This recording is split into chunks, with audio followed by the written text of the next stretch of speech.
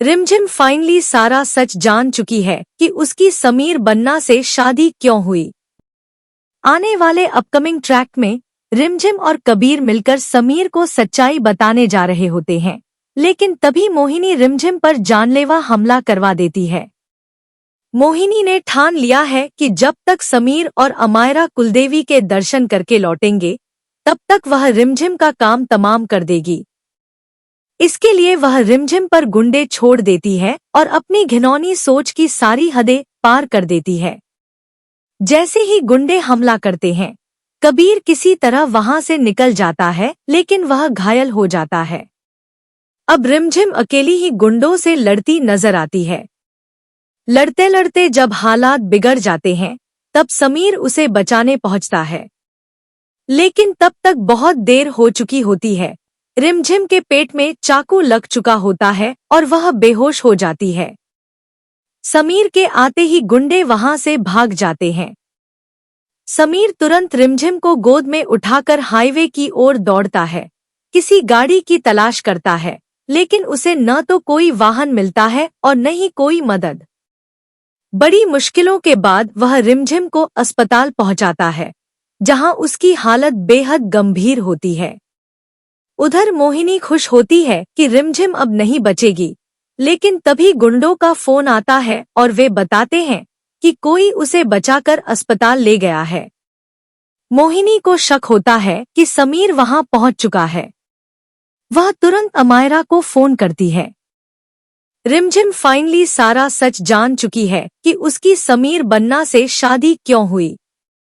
आने वाले upcoming track में रिमझिम और कबीर मिलकर समीर को सच्चाई बताने जा रहे होते हैं, लेकिन अमायरा होटल में बैठी रो रही होती है।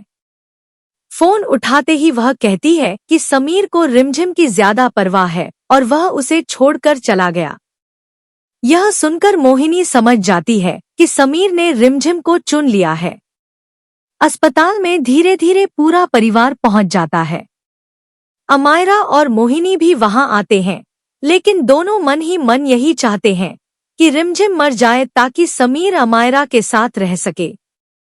लेकिन भगवान और माता रानी की कृपा से समीर की सच्ची लगन रंग लाती है और रिमझिम की जान बच जाती है।